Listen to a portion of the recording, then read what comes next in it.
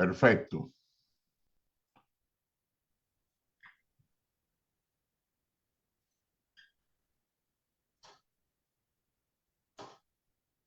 Ahí estamos. Adelante, distinguido. Amén, amén. Gracias y paz. Decimos a todos los que se están conectando, los que se van a Ahí conectar. estamos. Adelante, distinguido. Ahí, ok. Paz. Vamos a compartirlo. Amén. Gloria a Dios. Qué bendición. Aleluya. Una gran. Dame aquí. Ok. Una gran bendición poder estar con ustedes en el día de hoy. Gracias y paz en este su programa Café Académico. Académico, verdaderamente ha sido de gran bendición este programa y hoy estamos ya con, vamos a decir, la segunda parte, ¿no? La tercera. La tercera parte, correcto, gracias, doctor. La tercera parte que hemos estado desarrollando este tema tan polémico del libre albedrío. Y la semana pasada, doctor, un programa muy interesante donde estuvimos hablando y usted aclaró que no somos calvinistas. Usted trajo unos puntos muy interesantes, muy claros, que para muchos fue de mucha ayuda. Han estado escribiendo, llamando eh, de la información que recibieron la semana pasada. Y damos gracias a Dios por eso, porque esa es la intención de querer darle información para que usted pueda seguir estudiando, seguir indagando, seguir buscando, porque es lo importante. Pero nada, le habla su pastor Domingo Pino, cual, como siempre digo, pastoreo de la Iglesia Centro Cristiano de Adoración, conocida como CCA, acá en el condado del Bronx. Y con nosotros también aquí está el doctor que los va a saludar en estos momentos. Bendiciones, gracia y paz. Gracia y paz para usted y todos los suyos. Que el Eterno lo mantenga en salud, salud y sobre todo que tenga sosiego. Bendiciones para toda la familia, aquellos que se están conectando y los que van a disfrutar de este programa de forma diferida. Bendiciones. Amén, amén. Y siempre decimos, comparta el video, compártalo para que así estas enseñanzas sigan llegando a otros lugares. También le queremos dejar saber que hay dos videos anterior a este que nos gustaría que fuera y los buscara, los viera, los oyera, para que así tuviera la cadena de lo que estamos enseñando. Muy importante. La Eh, secuencia, la secuencia. la secuencia. Y verdaderamente hay unas informaciones ahí que le van a ayudar de una manera magistral. Así que todos aquellos que no han visto los primeros dos videos, les insto a que vayan y busquen esos videos que van a ser de mucha bendición. Hoy venimos con otro tema, seguimos la misma línea. Y yo creo que hoy va a ser de esas clases que también, eh, aunque todas las clases tratamos de que sean de bendición, pero esta va a ser de mucha ayuda y queremos que comparta, oiga lo que estamos diciendo, escriba, porque nuestra idea es enseñar y que ustedes aprendan. Amén. Y bendecimos a todos los que se están conectando, esos pastores, ministros, líderes que se están conectando. Damos gracias a Dios para cada uno de ellos, los apóstoles que están ahí. Verdaderamente una bendición que ustedes saquen de tu tiempo, de su tiempo, saquen de su tiempo para poder estar escuchando esta enseñanza. Bueno, doctor, no sé si estamos ya listos para Sí, comenzar sí. con esta café académico de este día, lo falso y la falsedad del libre albedrío. Ese es el tema de hoy, lo falso y la falsedad del libre albedrío. Y como siempre empezamos con preguntas y para entrar de lleno y poner coger este tiempo y usarlo de la manera correcta. Yo empiezo diciéndole esta pregunta, doctor. ¿Cuál es la definición clásica, esa definición clásica de libre albedrío? Amén. La definición clásica de libre albedrío, por lo regular y por lo general, se basa en varios personajes de la historia de la iglesia como Santo Tomás de Aquino, Orígenes, Anselmo de Canterbury, entre otros, entre otros. Entonces, normalmente hay tres definiciones clásicas que se dan del libre albedrío. Hay una que es el libre albedrío como capacidad de elección moral sin coacción. O sea, repito, libre albedrío como capacidad de elección moral sin coacción. Entonces, esta definición describe que el libre albedrío, el liberum arbitrium, es tradicionalmente definido como la capacidad inherente del ser humano de elegir entre el bien y el mal sin coacción externa ni necesidad interna. Ahora, ¿qué pasa? Que esta definición tiene un problema, que es que presupone una autonomía humana absoluta frente a lo divino, lo cual es incompatible con la revelación divina de la soberanía de Dios, la esclavitud del pecado y la necesidad de la gracia. O sea, esta definición, que es de raíz agustiniana porque fue desarrollada por Tomás de Aquino, presupone que el ser humano tiene un poder activo de decisión que no está determinado ni por fuerzas externas, que es lo que se llama el determinismo físico o social, ni por impulsos internos irresistibles. Y esta definición se basa en la facultad deliberativa del alma racional y reconoce que la libertad moral exige también el conocimiento del bien y la capacidad de optar por él. Ahora, hay una segunda definición que tiene que ver con el libre albedrío como autogobierno racional del alma. Ok. O sea, la segunda definición clásica, repito, tiene que ver con el libre albedrío como autogobierno racional del alma, y manifiesta que el libre albedrío es el principio interior de autodeterminación mediante el cual la voluntad humana, informada por la razón, se inclina hacia fines libremente elegidos, siendo dueña de sus actos en cuanto a su origen y finalidad. Y hay una tercera definición clásica que es el libre albedrío como potencial moral originario en el alma creada, que manifiesta que el libre albedrío es un don originario de Dios al alma humana, por el cual ésta puede actuar como causa primera de sus decisiones morales, siendo responsable ante Dios por sus elecciones, sin que éstas estén predeterminadas ni anuladas por la gracia, el pecado o el destino. Ahora, la idea popular del libre albedrío es una construcción filosófico y teológica sin base bíblica sólida.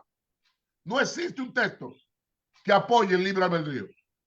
Ahora, su aceptación, que ha sido generalizada en el cristianismo moderno, primero, ha debilitado la doctrina de la depravación total.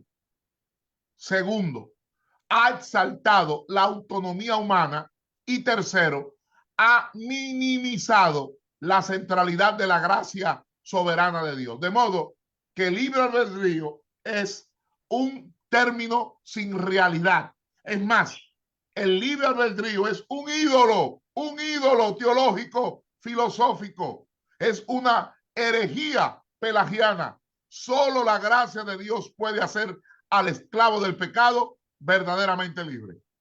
Wow, doctor, entonces usted lo que está dejando entender es que es por usar el vocabulario de nosotros ahora, es una idea, un invento. Es un invento. O sea, un invento sin realidad, porque es un ídolo teológico filosófico, porque desde niño yo recuerdo que hasta en la escuela bíblica dominical llegaron a enseñar ya en un nivel más elevado que cuando Dios creó al hombre le dio libre albedrío. O sea, y la gente repetía sin investigar, sin estudiar, sin averiguar porque, ¿verdad? Lo decía el librito y se quedaba así. Pero el libre albedrío es un término sin realidad, es un ídolo teológico, filosófico, es una herejía pelagiana, totalmente, Wow, porque solo la gracia de Dios puede hacer al esclavo del pecado verdaderamente libre. wow, wow, wow. Interesante eso. Ahora, en esa misma línea, doctor, ¿cómo pudiéramos describir y desglosar que el pueblo, perdón, lo que el pueblo entiende como el libre albedrío en el tiempo presente? ¿Cómo pudiéramos desglosar lo que ese pueblo está entendiendo en estos tiempos? Bueno, ahí hay varias presuposiciones. Sí. Primero, lo que el pueblo entiende, o sea, hay que aclarar primero que el libre albedrío es un espejismo doctrinal. Mm, Sí, lo voy a repetir. El libre albedrío es un espejismo doctrinal que distorsiona la verdad bíblica, disminuye la gloria de la gracia divina y exalta falsamente la autonomía humana, configurando así una espiritualidad adulterada y ajena al evangelio. ¿Qué es lo que quiero decir? Que la noción absolutista del libre albedrío constituye una ficción teológica que desfigura la economía de la salvación, reduce la soberanía de la gracia a una mera oferta pasiva y entroniza la voluntad humana como principio último, engendrando así una falsa espiritualidad centrada en el yo y no en Cristo. Me mm, explico. El libre albedrío, entendido como poder autónomo del ser humano, es una ilusión doctrinal que oscurece la centralidad de la iniciativa divina, subvierte la revelación de la dependencia radical del hombre caído y da lugar a una teología contaminada por antropocentrismo disfrazado de libertad. mm, En segundo lugar, perdón, la doctrina del libre albedrío es una construcción ilusoria que magnifica ficticiamente al hombre y oscurece la soberanía de Dios, desembocando en una forma de cristianismo incompatible con la revelación escrituraria. ¿Qué quiero decir? Que la doctrina del libre albedrío, concebida como autonomía decisional absoluta, es una proyección ideológica que eleva indebidamente la capacidad humana y minimiza el señorío de Dios, el señorío de Cristo, configurando una visión del evangelio antropocéntrica y ajena al testimonio de la escritura. De modo que aquí la doctrina del libre albedrío es entendida como libertad incondicionada del ser humano y la idea del libre albedrío pasa a ser una ficción teológica que distorsiona la revelación, eclipsa la gracia soberana y conduce a una espiritualidad que enaltece la voluntad humana por encima del plan redentor de Dios. Y en tercer lugar, creer en el libre albedrío es abrazar un autoengaño teológico. Lo voy a repetir. Creer en el libre albedrío es abrazar un autoengaño teológico que debilita la necesidad absoluta de la gracia, enaltece la voluntad caída del hombre y da origen a un cristianismo teológicamente erróneo y espiritualmente peligroso. Me explico. Creer en el libre albedrío como capacidad autónoma de salvación es perpetuar un espejismo teológico que diluye la centralidad de la gracia, sobreestima la libertad humana herida por el pecado y fundamenta un modelo de cristianismo centrado en el mérito y no en la redención. uy, De modo que afirmar el libre albedrío como poder decisivo del hombre es sostener una ilusión doctrinal que desvirtúa la absoluta dependencia de la gracia divina, exalta la suficiencia de una voluntad esclavizada y engendra una espiritualidad ilusoria incompatible con el evangelio de la cruz. Uf, bueno, ahí con esa información, pastor, doctor, yo quisiera ahí mismo seguir esa misma línea para que nos diera un poquito más, porque esa información está interesante, pero yo le diría, ¿cuál es el gran problema con una definición absolutista del libre albedrío? Bueno, el gran problema con una definición absolutista del libre albedrío es que la idea clásica del libre albedrío como autonomía plena del ser humano frente a Dios presupone que la voluntad humana puede obrar salvíficamente por sí sola. ¿Y qué pasa? Que esta concepción sin matices resulta incompatible con la revelación bíblica en tres aspectos. Tres aspectos que son fundamentales. Repito, esta concepción de libre albedrío sin matices resulta incompatible con la revelación bíblica en tres aspectos fundamentales. Primero, la soberanía de Dios. Segundo, la esclavitud del pecado. Y tercero, la necesidad de la gracia. Hello. Son totalmente. Es incompatible.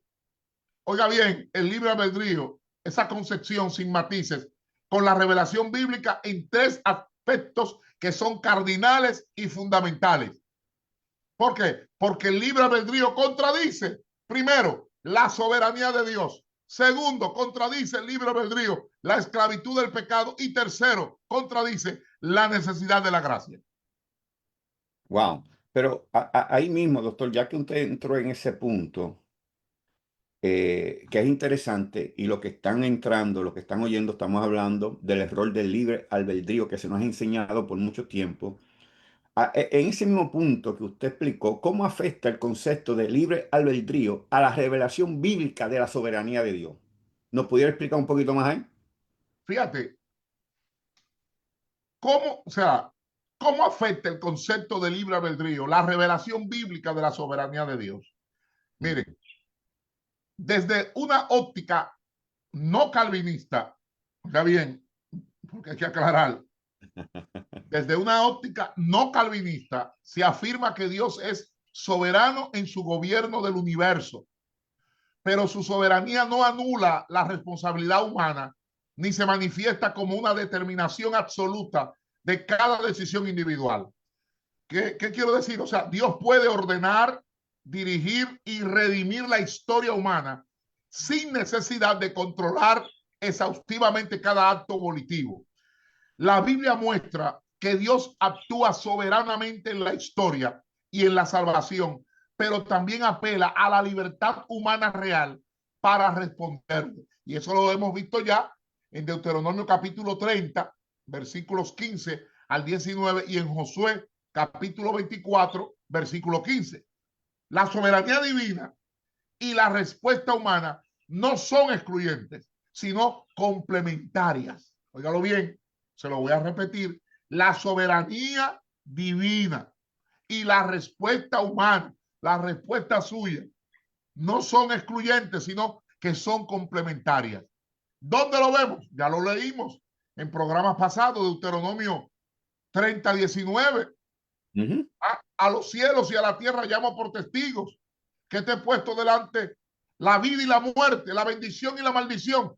Escoge pues la vida. Ahí está, ahí Isaías 55, 8 y 9, ¿verdad? Porque mis pensamientos no son vuestros pensamientos. Ahí está, primera carta del apóstol Pablo a Timoteo, capítulo 2, versículo 4, que expresa que Dios quiere que todos los hombres sean salvos y vengan al conocimiento de la verdad. O sea, la conclusión no calvinista de la soberanía de Dios lo que expresa es que Dios es absolutamente soberano, pero ha elegido obrar mediante la cooperación responsable de los seres humanos y no mediante su anulación. Por eso, el libre albedrío debe entenderse como capacidad relacional y dependiente, no como independencia absoluta frente a Dios. ¿Por qué? Porque la soberanía de Dios en la revelación bíblica afirma que Dios es soberano en voluntad, propósito y ejecución.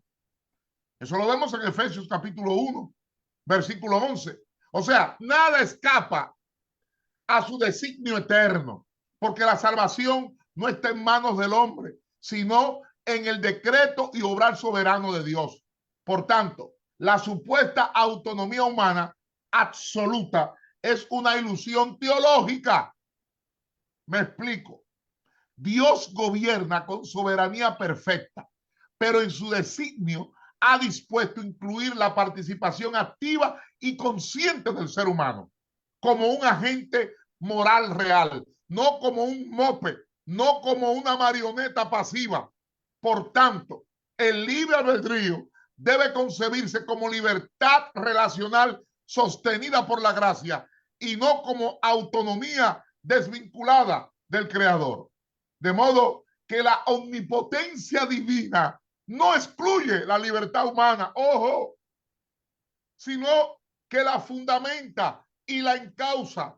De modo que Dios decide obrar a través de la respuesta responsable de sus criaturas, otorgándoles una libertad que es diálogo con su voluntad, no emancipación de ella.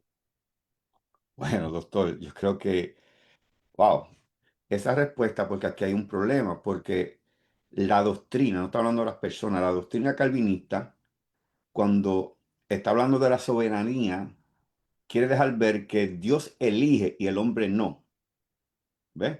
Entonces, lo que usted está diciendo es totalmente contrario a ese Amén. pensamiento doctrinal calvinista, donde ellos dicen que Dios elige lo que se van a salvar porque Él es soberano y los que se van a perder, y lo arreglan de una forma que no pueden ni explicar. Si Dios elige quién se va a salvar y quién se va a perder, anula su inmutabilidad y anula su justicia. Y por lo tanto, no hay juicio final.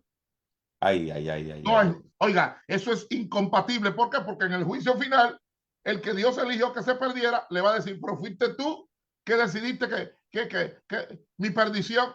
Hello. Eso es absurdo. Óigalo bien. Absurdo. Es una mala interpretación hermenéutico, exegético, filológica e inclusive interpretativa de las Sagradas Escrituras. Y es tan interesante, algunas veces hasta sin tener sentido, que la doctrina calvinista quiere arreglar el juicio de una manera que no le cabe a la Biblia. O sea, No, ellos- fíjense que ellos, cuando van a hablar de eso, ellos no apelan a la Biblia. Ellos exacto. apelan al pensamiento de algunos reformadores. Ellos no citan Biblia. Ellos apelan al pensamiento de algunos reformadores, pero también a malas y distorsionadas y deformadas interpretaciones de versículos sueltos que se han hecho para justificar su postura. Wow. Pero ahí mismo, en esa misma línea, que esto está interesante, seguimos hablando cómo entonces afecta, doctor, el concepto de libre albedrío a la revelación bíblica de la esclavitud del pecado. Oh, la escritura enseña que el ser humano caído está herido por el pecado, inclinado al mal y necesitado de redención, pero no totalmente incapacitado para responder a Mm, Dios.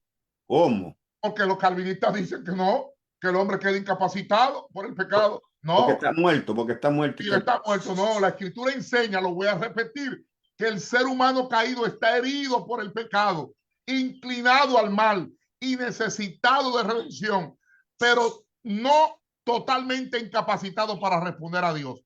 O sea, que desde una perspectiva no calvinista, el pecado distorsiona la voluntad, pero no la destruye por completo.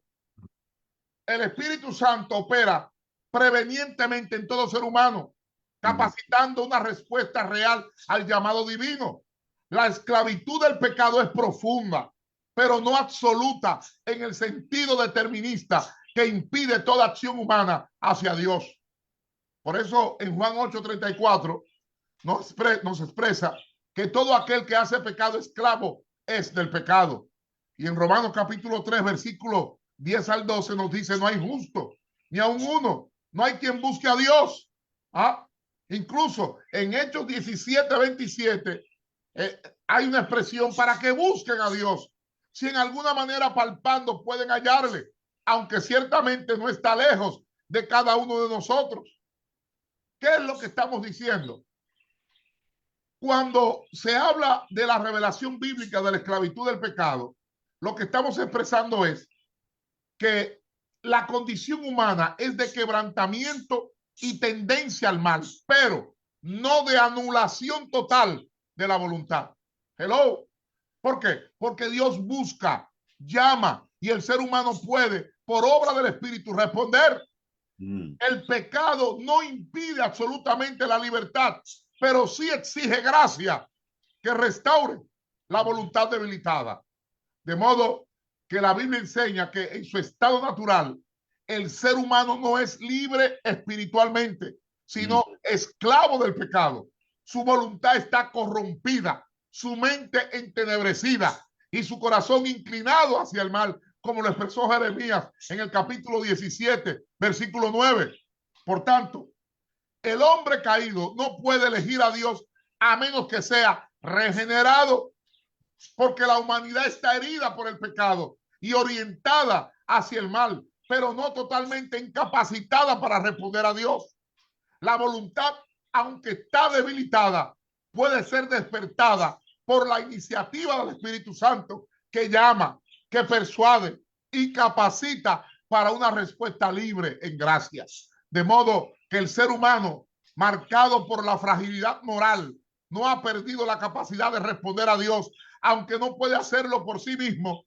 La libertad subsiste, pero requiere ser rehabilitada por la gracia preveniente que impulsa la decisión hacia el bien.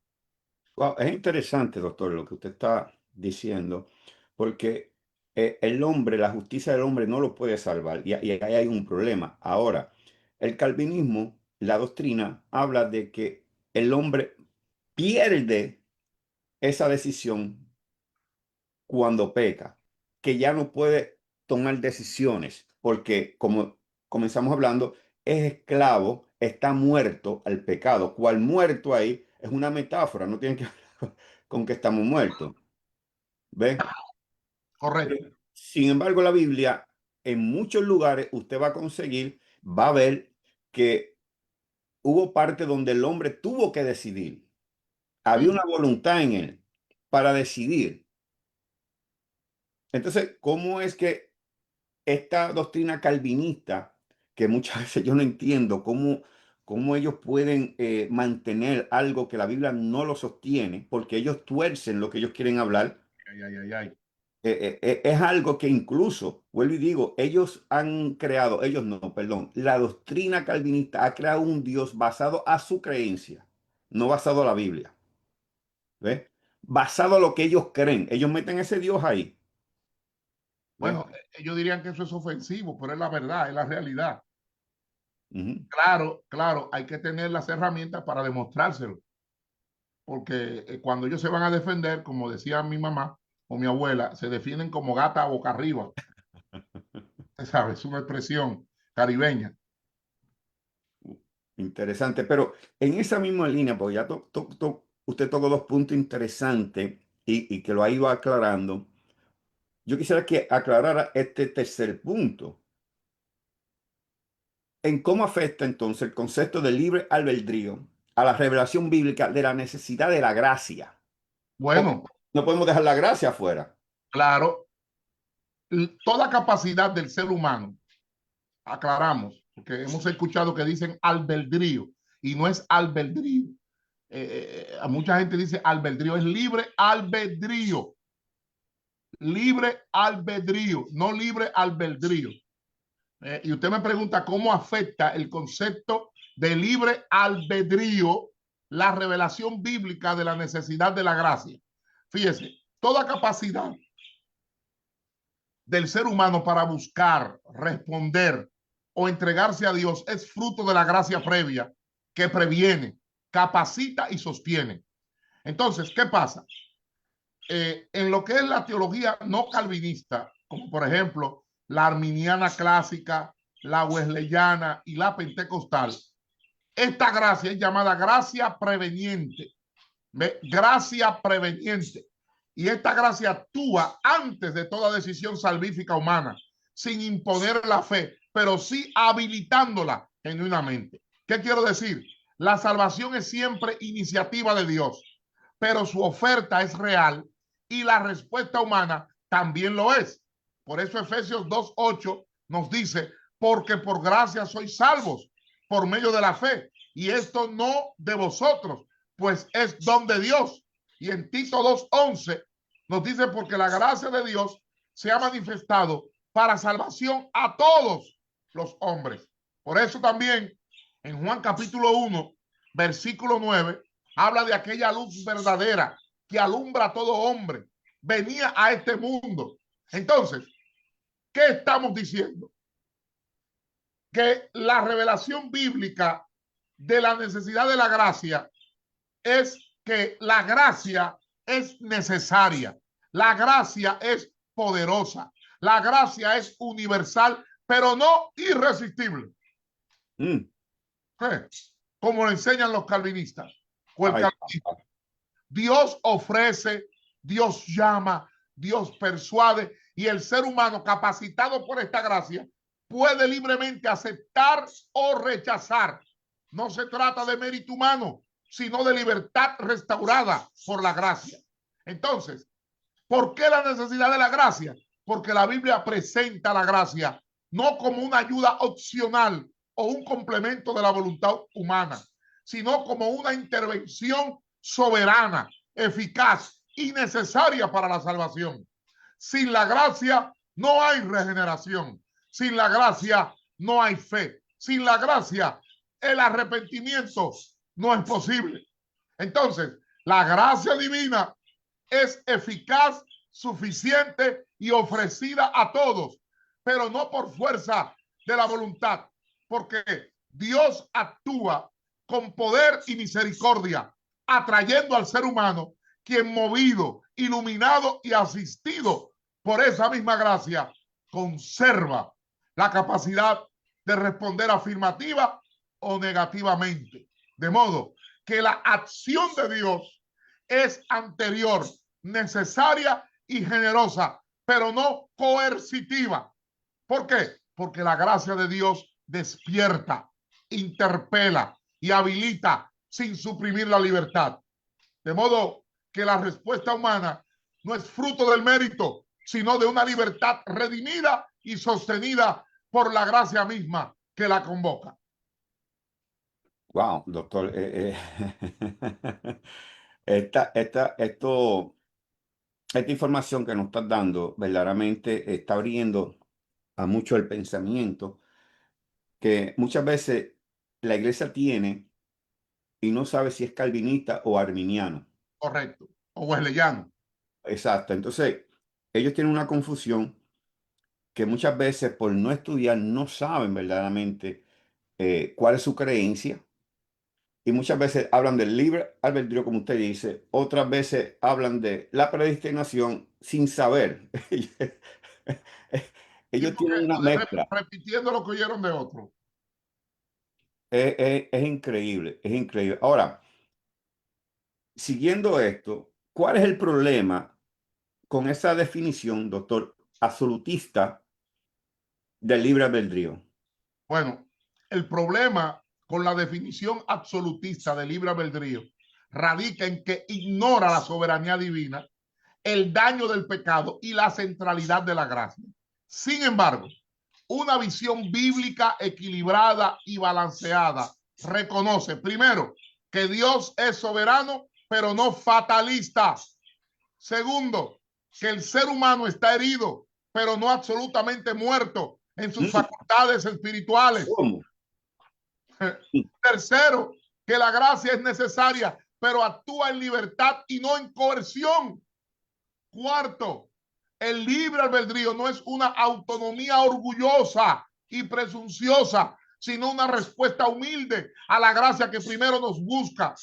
El ser humano es verdaderamente libre porque ha sido amado primero, como lo dice Primera de Juan capítulo 4 versículo 19. Y esa libertad restaurada es fruto de la acción divina, no de su ausencia. ¿Qué quiero decir? El concepto bíblico de libertad humana no se basa en una independencia soberbia frente a Dios, sino en una libertad relacional restaurada por la gracia y orientada al amor.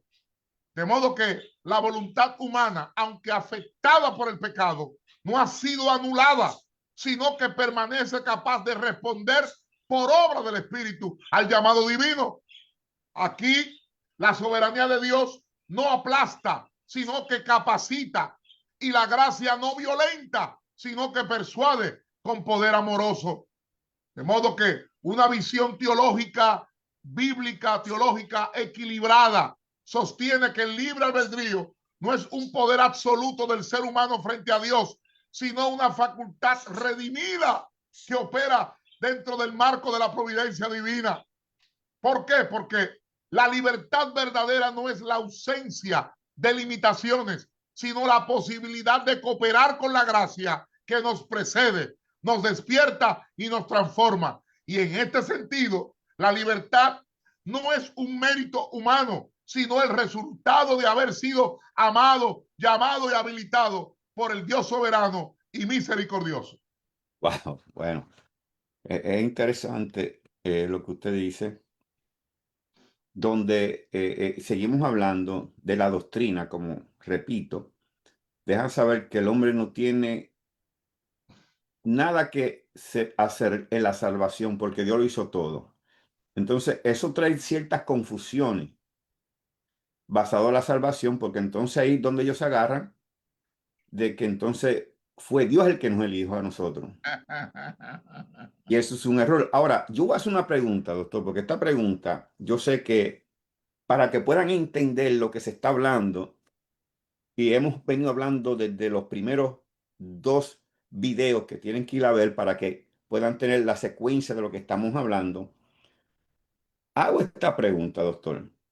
¿Qué fue en realidad lo que el ser humano recibió al ser creado sobre la tierra? Porque ahí hay que aclarar eso, y yo sé que muchos están buscando esa respuesta. Ok. ¿Qué fue en realidad lo que el ser humano recibió Al al ser ser creado creado. sobre la tierra? Tremenda y magnífica pregunta. Miren, fíjese, fueron 3, podríamos llamarle virtudes que Dios le dio al hombre.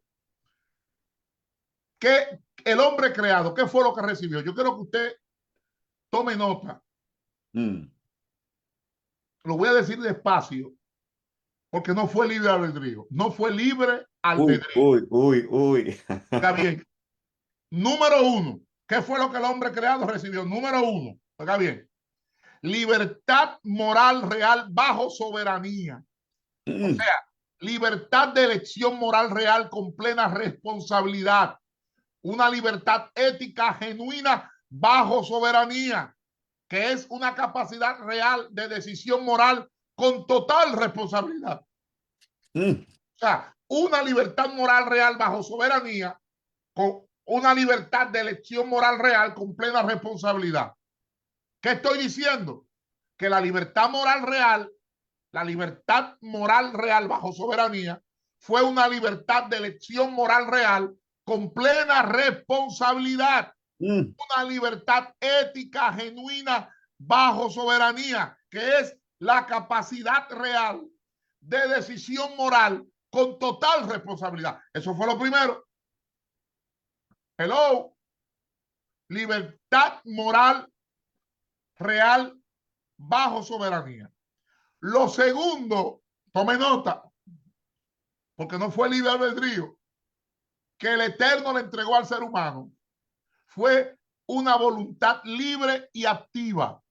El hombre, el ser humano, fue dotado de voluntad libre con plena responsabilidad, aunque no autosuficiencia.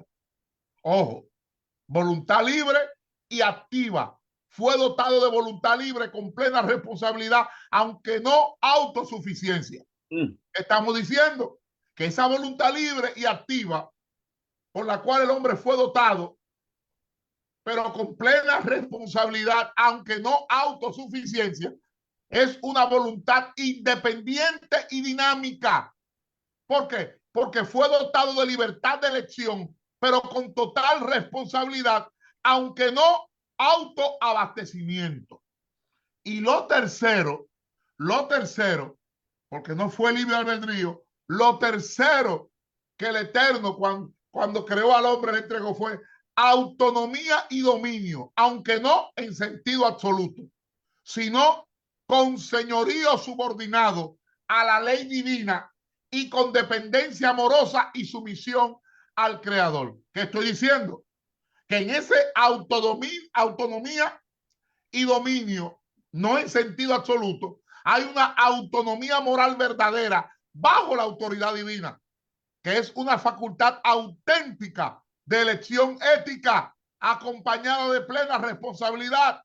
En esa autonomía y dominio, no en sentido absoluto, sino con señorío subordinado a la ley divina y con dependencia amorosa y sumisión al Creador. Hello. Lo tercero fue autonomía y dominio. Se lo repito, no fue libre albedrío.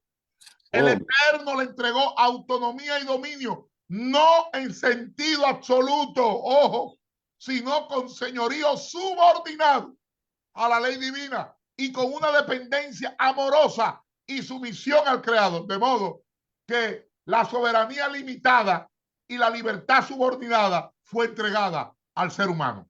Wow. Wow. Poderoso. Ahora, doctor, ¿usted puede explicar la libertad moral real bajo soberanía contraria a la noción y doctrina del libre albedrío? Claro, la libertad moral real bajo soberanía se refiere a que la cuestión de la libertad moral, entendida en su sentido más profundo, no solo implica la capacidad del hombre de elegir entre el bien y el mal, sino también su absoluta responsabilidad ante las decisiones que toma. En la tradición judeocristiana, la libertad moral está intrínsecamente relacionada con la soberanía divina. Y en este contexto, la libertad humana no es una negación de la soberanía de Dios, sino una expresión de ella. Hello. En otras palabras, Dios ha dotado al ser humano con la capacidad de hacer elecciones morales genuinas, pero estas elecciones deben ser realizadas dentro del marco de la soberanía divina. ¿Por qué? Porque tengo que explicar que la libertad moral en las Escrituras, esa idea de la libertad de elección moral, es confirmada por la Escritura, particularmente en pasajes como el ya citado Deuteronomio 30:19, que presenta un llamado a la elección. He puesto delante de ti la vida y la muerte, la bendición y la maldición. Escoge, pues, la vida para que vivas tú y tu descendencia. Este versículo destaca la capacidad del ser humano para elegir de manera genuina, pero también subraya que esa libertad no está exenta de responsabilidad. La opción de elegir la vida y, por implicación, la obediencia a Dios es presentada como la respuesta correcta, pero el hombre sigue siendo libre para tomar una decisión contraria, lo que conlleva consecuencias espirituales y morales. Y usted dirá, ¿y por qué responsabilidad moral? Bueno, porque la verdadera libertad entonces implica responsabilidad. El ser humano no solo es libre para elegir, sino que es responsable ante Dios por sus elecciones. ¿Y qué implica esto? Que aunque la libertad moral es una característica esencial de la humanidad, dicha libertad no es ilimitada ni está exenta de consecuencias, porque las Escrituras enseñan que las acciones humanas son evaluadas por Dios y que existe una responsabilidad moral ante el Creador por las elecciones realizadas. Me explico. La libertad moral real bajo soberanía manifiesta que el ser humano fue creado con libertad de elección moral real bajo la soberanía divina, es decir, con capacidad para tomar decisiones éticas, pero con plena responsabilidad, pero no con autonomía absoluta. ¿Y qué textos bíblicos sustentan esto? Bueno, Génesis capítulo 2, versículos 16 y 17, cuando dice que mandó Jehová Dios al hombre diciendo, de todo árbol del huerto podrás comer, pero del árbol del conocimiento del bien y del mal no comerás. Ahí se expresa una libertad positiva, puedes comer, y una prohibición ética, no comerás del otro. Se le entrega al hombre una decisión moral significativa, lo que implica responsabilidad real, sin anular la soberanía divina. Uy, Y cuando vamos a Deuteronomio 30, versículos 19 y 20, que expresa a los cielos y a la tierra, llamo por testigos que he puesto delante de ti la vida y la muerte, la bendición y la maldición. Escoge pues la vida. Ahí Israel es convocado a escoger moralmente entre dos caminos.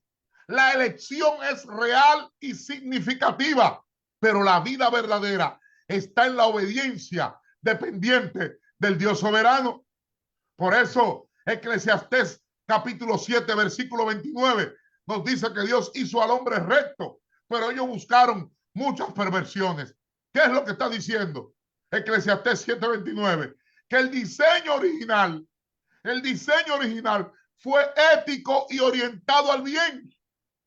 Ahora, el extravío posterior no niega que el hombre fue creado con libertad moral responsable, aunque no autónoma.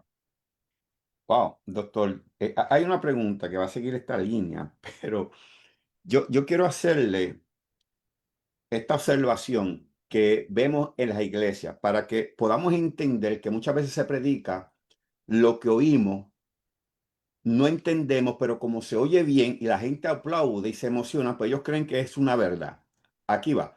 Porque entonces lo que usted está explicando, usted oye predicadores que dicen, oh, Dios va a cumplir, no importa lo que pase, el propósito en ti. No, Entonces ahí hay un problema. las promesas son condicionales. Por eso, entonces ahí hay un problema. Pero sin embargo, estamos tirando un mensaje que debe edificar lo que hace al final frustrar a la gente. Cuando la gente no ve nada, porque hay una decisión, como usted dice, una responsabilidad de cada uno de nosotros bajo nuestro llamado. Correcto, O sea, correcto. entonces, gente predicando que se llenan, que mira, que Dios está contigo, no importa lo que va a pasar. La gente vive una vida de pecado, pero esperando que Dios cumpla una promesa. Y dicen esta frase, Dios lo va a hacer, tú lo Eh, quieras o no lo quieres. Eso no es así.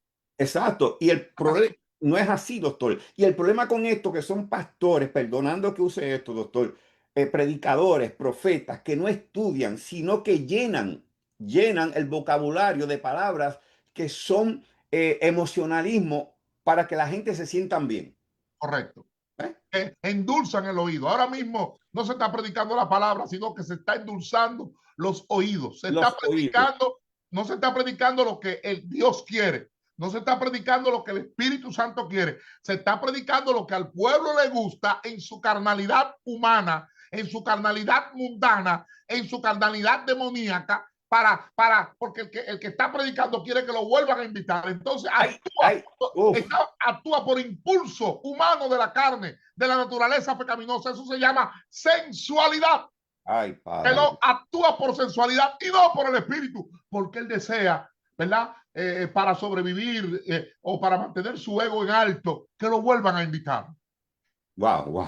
La verdad no se está predicando. No se está predicando. Se Y está da pena. predicando lo que endulza los oídos de la gente, lo que le gusta a fulano escuchar, lo que él quiere oír. Totalmente. Entonces, cuando usted, como lo que estamos hablando hoy, usted enseña y uno trata de enseñar en las iglesias lo contrario a esa área, oh, ya tú estás mal. No, lo acusan de hereje. ¿Entiendes? Como que no le gusta la predicación. ¿Por qué? Porque no está tocando esa área que ellos quieren oír. Correcto. Y eso es un problemita que hay. Ahora, para que nos sigas explicando, porque esto está demasiado delicioso, doctor, ¿nos puede explicar entonces la voluntad libre y activa, ¿nos puede explicar eso? Contraria, perdón, a la noción y doctrina del libre albedrío. Bueno, cuando hablamos de voluntad libre y activa, ¿verdad? Que el hombre fue dotado de voluntad libre con plena responsabilidad, aunque no autosuficiencia. O sea, estamos hablando de una voluntad independiente y dinámica. Estamos hablando de que la voluntad humana ha sido considerada como uno de los aspectos más distintivos de la creación humana, especialmente en relación con su capacidad para tomar decisiones morales y racionales. Sin embargo, la voluntad humana, aunque libre, no es autosuficiente y completamente independiente. El ser humano, al ser creado a imagen de Dios, posee una voluntad libre que puede elegir entre diversas alternativas, pero esta libertad está marcada por un contexto relacional con Dios, que es su creador. ¿Cómo? Sí, o sea, cuando hablamos de la voluntad libre, según la teología cristiana, la noción de voluntad libre en la teología cristiana clásica se refiere a la capacidad del ser humano de hacer elecciones basadas en su entendimiento, en su deseo y en sus razones. Tomás de Aquino y otros teólogos escolásticos argumentaron que la voluntad humana está dirigida por la razón, lo que significa que las decisiones humanas no son puramente arbitrarias, sino que están guiadas por la comprensión moral de lo que es bueno y malo.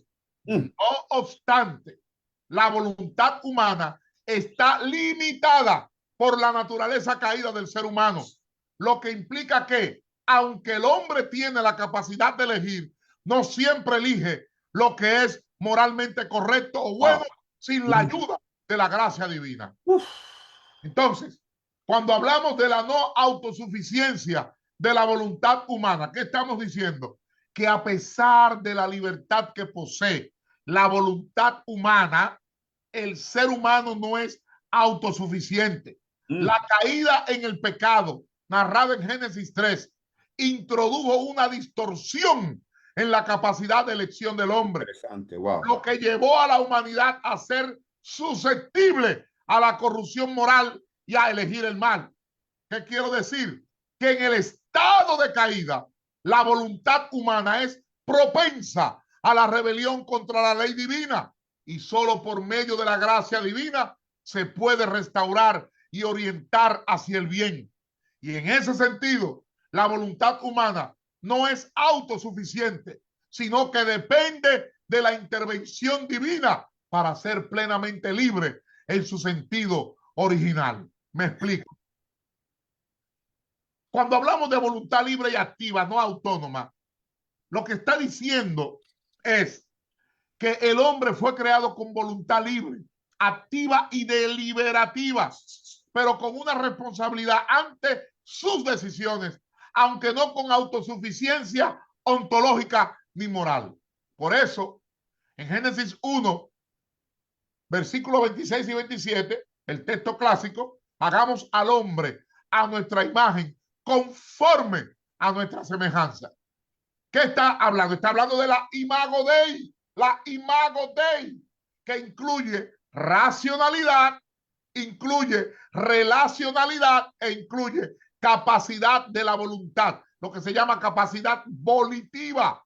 La voluntad humana, como reflejo de Dios, actúa deliberadamente, aunque dependiente de su creador. Por eso, en Romanos capítulo 2, versículos 14 y 15, habla de que los gentiles muestran la obra de la ley escrita en sus corazones, dando testimonio su conciencia. ¿Por qué? Porque la conciencia humana presupone una voluntad moral activa, capaz de reconocer y responder al bien y al mal. Por eso Josué, en el capítulo 24, versículo 15, él dijo, escogeos hoy a quien sirváis. O sea, que aunque Israel dependía de la gracia de Dios, se le reconoce una capacidad volitiva práctica, sujeta a juicio y consecuencia. Cuando usted va a Isaías capítulo 1, versículos 18 al 20, usted ve que dice, si quisieres y oyeres, comeréis el bien, pero si no quisieres, ¿qué está diciendo? El querer humano es reconocido como voluntad libre, pero condicionada a la respuesta ante la palabra divina. Ay, Padre Dios del cielo, doctor. Uf, esto está tremendo, esta información que usted está trayendo. Y hay otra pregunta, pero quiero entrar en esa misma línea que lo que usted está explicando para que no nos salgamos de ahí. Usted nos puede explicar la autonomía y dominio dado al ser humano, no en sentido absoluto, como viene explicando, sino con señorío subordinado a la ley divina, contraria a la noción y doctrina del libre albedrío. Exacto, o sea, no como autodeterminación total, sino como mayordomía regulada por la voluntad divina y vivida en comunión reverente y sumisa ante el Señor. La autonomía humana es un concepto que en el contexto de la creación no debe ser entendido en términos de una autonomía absoluta, sino más bien en términos de una autonomía subordinada a la soberanía de Dios. O sea, el ser humano fue creado con el dominio sobre la creación, tal como lo expresa en Génesis capítulo 1, versículo 28. Fructificar y multiplicaos, llenar la tierra y sojuzgarla. ¿Y qué indica esto? Que el ser humano fue dotado de un señorío sobre la creación, pero este dominio no es absoluto ni independiente, sino que está subordinado a la ley divina. ¿Qué quiere decir señorío subordinado a la ley divina? Bueno, que el dominio que el hombre ejerce sobre la creación no implica una autonomía sin límites, porque el ser humano está llamado a ejercer su autoridad bajo la dirección de Dios, y la buena administración del mundo depende de reconocer y adherirse a la voluntad de Dios.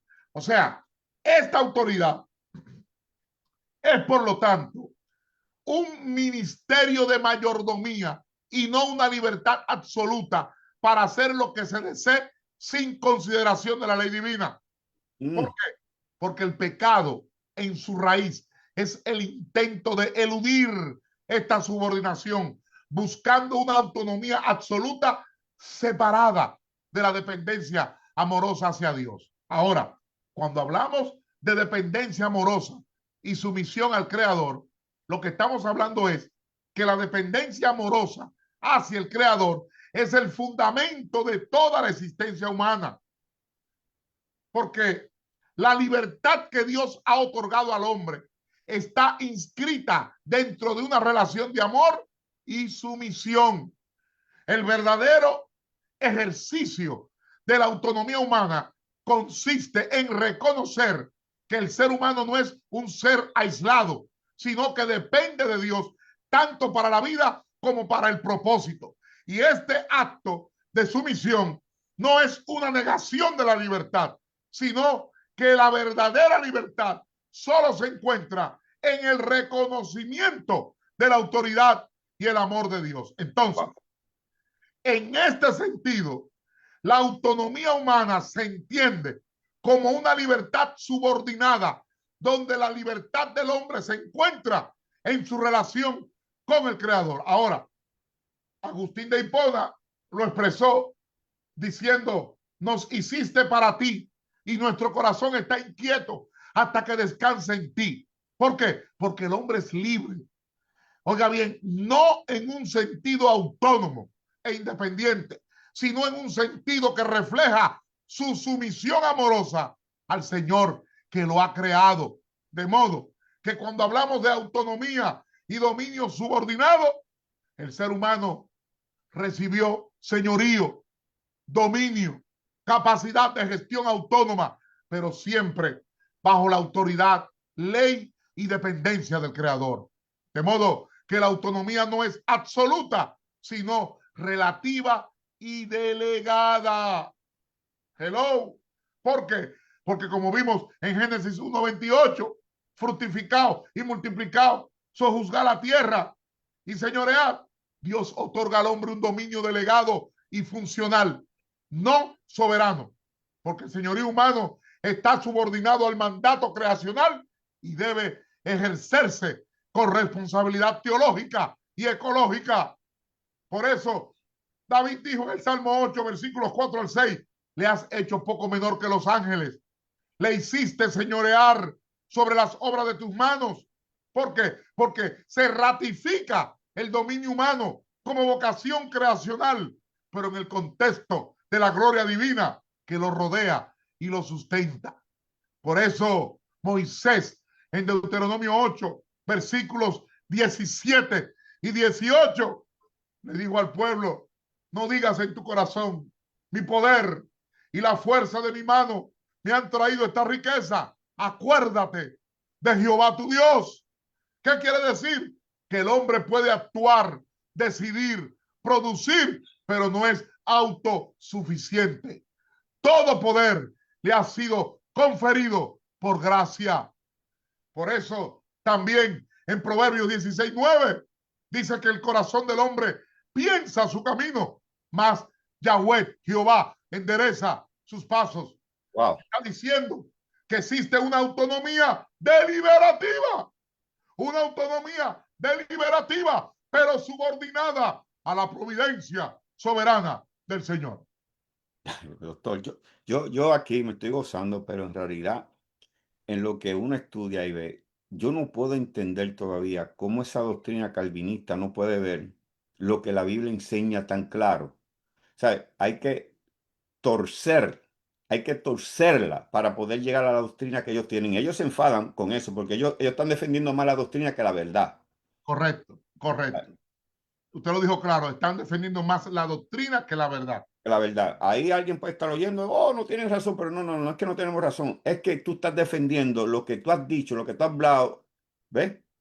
Que ahora no quieres aceptar por el orgullo de que digan, ah, era error lo que tú estabas diciendo. Correcto. Ahora, doctor, yo quisiera, porque yo quiero usar un lenguaje, porque ya terminando, ¿a qué conclusión podemos llegar con respecto a lo que realmente se le otorga al ser humano? Pero, doctor, yo quisiera aquí, para que podamos entender, porque creo que hay gente que no tienen ese oído académico eh, para poder entender lo que se está hablando en este momento.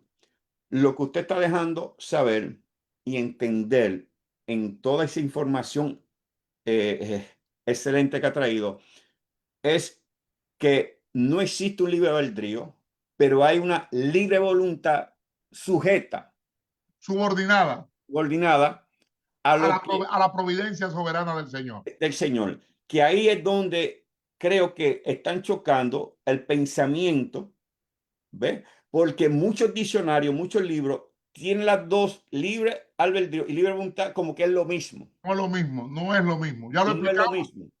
Ya lo explicamos. Es una mala interpretación histórica de términos.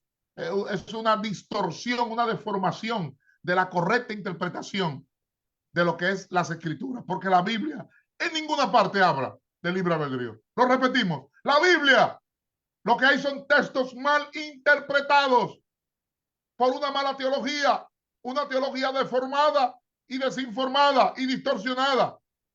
La Biblia no enseña libre albedrío. No, y es interesante lo que usted está diciendo, doctor, porque llegan al momento de que entonces hay una salvación que obtenemos, pero es una salvación donde el hombre no tiene ninguna responsabilidad. Entonces lo que vemos son gente irresponsable en una salvación por causa de que como no tenemos que decidir porque ya somos salvos y no hay nada que hacer. No vaya más lejos. La doctrina de salvo siempre salvo. Mire, Usted ha visto mayor corrupción, porque eso es una corrupción bíblica, una corrupción teológica, una corrupción espiritual. Es un autoengaño, porque la Biblia no habla de salvo, siempre salvo. ¿Por qué? Porque salvo, siempre salvo, anula la responsabilidad humana y suelta al hombre a que viva según sus propios caprichos carnales, humanos, mundanos, satánicos, demoníacos. ¿Por qué? Porque él como quiera va a ser salvo. Ay, así sí es bueno. como decían cuando yo era niño, ¡ay, ñeñe! ¡Ay, ñeñe! Así sí es bueno. ¡Ay! Así sí es bueno. Como somos salvos, siempre es salvo. Ah, pero yo lo justifico diciendo, no, porque el que ya es salvo, y meten una teología adornada, acomodada, empujada. Ah, es ¿cómo le llamaban a este remedio que cuando uno tenía fiebre? Oh, y ellos meten una teología como supositorio. ¿Se acuerda de? ¿Usted sabe lo que es un supositorio? Caramba, caramba. Ya no tenemos que hacer nada. Somos salvos por gracia, sí, somos salvos por gracia, pero hay una responsabilidad Responsabilidad. humana, Amén, amén, porque la amén. autonomía es deliberativa, pero está subordinada a la providencia soberana del Señor, de modo que Dios es soberano y yo soy responsable de mis acciones. Uf. Pero ahora hay una corriente en el evangelio que todo el chivo expiatorio, el diablo. Y el diablo me engañó. Y los demonios me engañaron. Oh, ¿y dónde está tu mente, tu raciocinio, tu discernimiento natural, tu lógica, tu capacidad de examen humano que el Eterno te puso? No, Bueno, totalmente, doctor, porque también cuando vemos en las cartas de Pablo, Colosense, Filipenses, donde mismo Pablo dice dejar, ¿ve? Hay una responsabilidad, dejar, ¿ve? No es que te van a quitar, es que tú tienes que tomar acción sobre ciertas acciones que tú tienes en la vida, porque todos creemos que es un espíritu. ¿Sabes? Todo creemos que es un espíritu y no vamos a entrar ahí a toda esta gente que lo que viven es reprendiendo espíritu, ¿ves? Cuando no es espíritu, sino el carácter del ser humano. Ahora, doctor, conclusión, ¿en qué podemos llegar con respecto a lo que realmente se le otorgó al ser humano? bueno, tendríamos que hablar de varias conclusiones. Fíjense, en primer lugar, la antropología bíblica muestra que el ser humano fue creado primero con libertad moral real bajo la soberanía de Dios. Segundo, con una voluntad activa, pero no neutral ni autónoma, capaz de responder. Y tercero, con una autonomía relativa y un dominio delegado, siempre subordinado a la autoridad del creador. Y a estos dones se le llaman dones fundacionales. Y estos dones fundacionales no implican independencia absoluta, sino responsabilidad relacional ante el Dios que da forma, ante el Dios que da ley, ante el Dios que da vida y ante el Dios que da propósito. Me explico.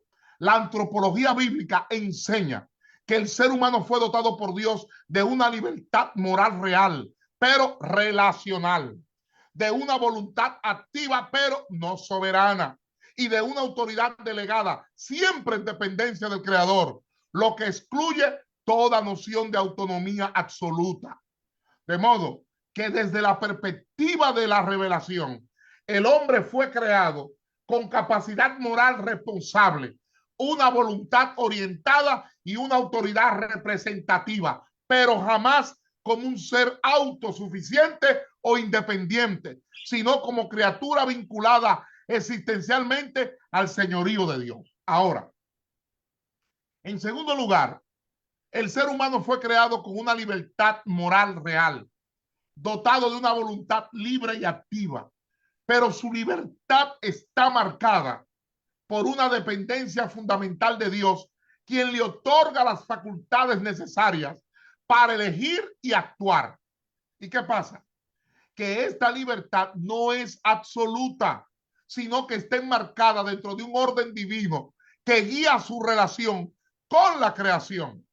Así, la autonomía humana se entiende no como una independencia total, sino como una libertad subordinada a la soberanía divina que garantiza una auténtica realización del propósito humano. ¿Cuál? Vivir en comunión amorosa con su creador. ¿Y qué pasa? Que esta visión del hombre como un ser libre, pero dependiente, refleja una comprensión profunda de la dignidad humana, que se expresa tanto en su capacidad para elegir como en su responsabilidad ante Dios. La verdadera libertad, entonces, no es la autonomía sin restricciones, sino la capacidad de actuar de acuerdo con el diseño divino y vivir en sumisión amorosa al Creador. De modo que la libertad del ser humano, aunque real y activa, no es absoluta ni es autónoma, sino que se despliega dentro de un marco ontológico de dependencia del Creador, quien la otorga, la sostiene y la orienta hacia su fin último, vivir en comunión responsable y amorosa con Dios. De modo que el ser humano fue creado con una voluntad libre y capaz de elegir, pero su libertad solo cobra sentido y un sentido pleno dentro del orden divino que la delimita y la fundamenta, no como emancipación del señorío de Dios, sino como vocación a obedecerle libremente y realizar así su auténtica dignidad relacional. Bueno, doctor, esta clase ha sido magistral. Yo creo que todos los que están presentes deben de volver a oír esta grabación porque hay bastante información y le invito a que vayan y oigan las dos primeras grabaciones que hicimos. Ahora, doctor, basado en lo que usted está hablando, y creo que tocamos ese punto en uno de los videos, quiere decir que el hombre no puede elegir sin consecuencia. Correcto, correcto, porque la correcta definición de libre albedrío es elegir fuera de lo que Dios me presenta y no tener consecuencias por mi elección. Y eso es imposible. Y eso es imposible. Es imposible. Porque toda elección y toda decisión tiene consecuencias. Tiene consecuencias. Entonces, tiene repercusiones. La libertad que tenemos nosotros en la voluntad es bajo lo que ya está establecido. Correcto, correcto. No hay otra. No, porque es que hay parámetros. Entonces, los parámetros determinan qué va a pasar con el tipo de decisión que yo tome.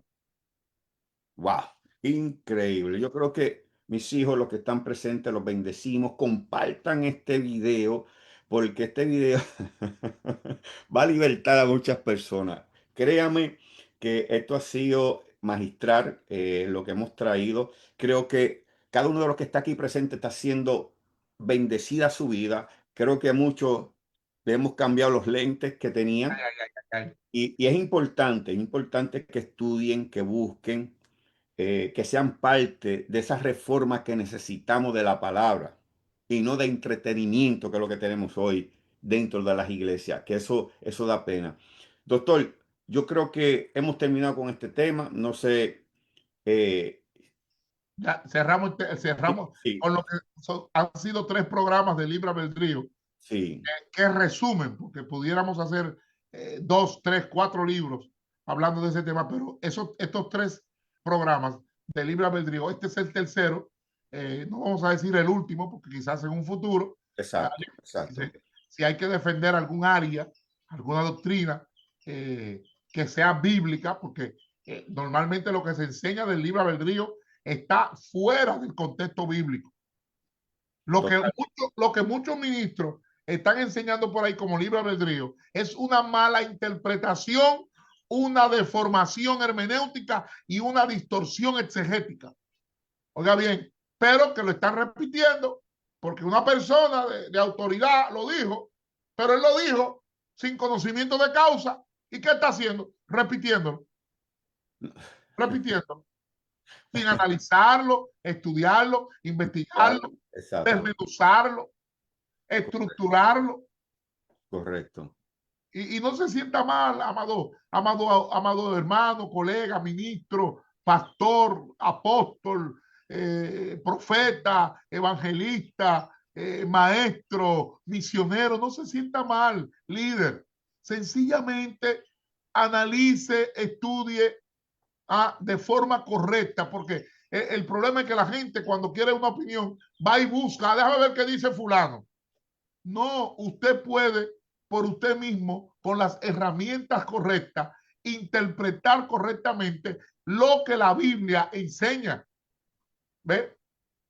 Y no es que está mal que se cite a fulano, ni a sutano, ni a mengano, pero muchas veces desconocemos el origen y el pensamiento y la mentalidad del autor, y eso es peligroso.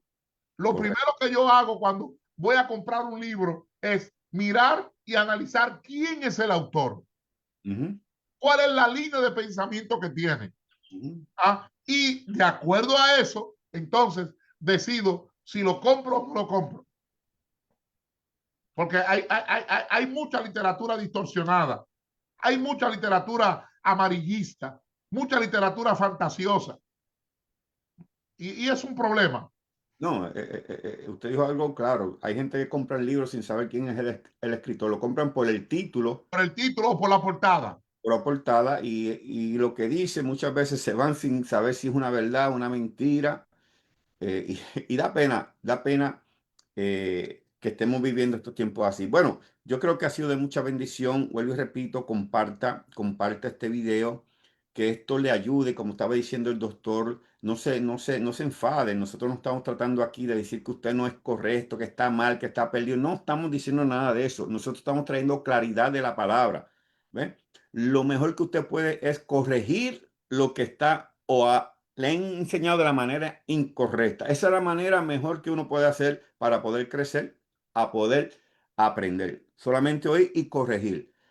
El doctor le dio las bases, usó la Biblia, ahora usted le toca estudiar, vuelva y oiga el video, anote, escriba, mis hijos, para que usted vea que eso no se le va a olvidar. Y usted va a ver cómo el concepto suyo de ver, de predicar, de enseñar, de caminar va a cambiar. Totalmente va a cambiar su vida. Así que el próximo martes estamos con un tema nuevo. Le vamos a dejar saber en estos días cuál va a ser el tema, pero creo que está siendo de mucha bendición para muchos de ustedes y muchos que no lo ven ahora, doctor, porque hay gente que no ven este video ahora. Lo ven en diferido, lo ven en 2 o 3 días, Sí, en un mes, en 15 días, en una semana. pero le está siendo de mucha bendición. Así que bendecimos a todos los que han estado presentes en este tiempo. Como dije, le habló el pastor Domingo Pino y el doctor que se despide ahora con unas palabras.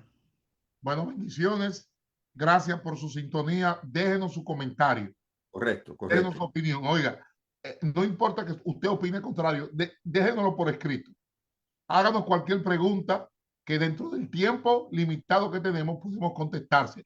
Cualquier inquietud, cualquier tema que usted quiere sugerido. Ahí han puesto tanto en Facebook como en YouTube, que quieren un debate conmigo y otro personaje que hay por ahí. Y yo sé que él no va a aceptar el debate, porque lo que estamos diciendo es contrario a lo que él en sus videos está enseñando.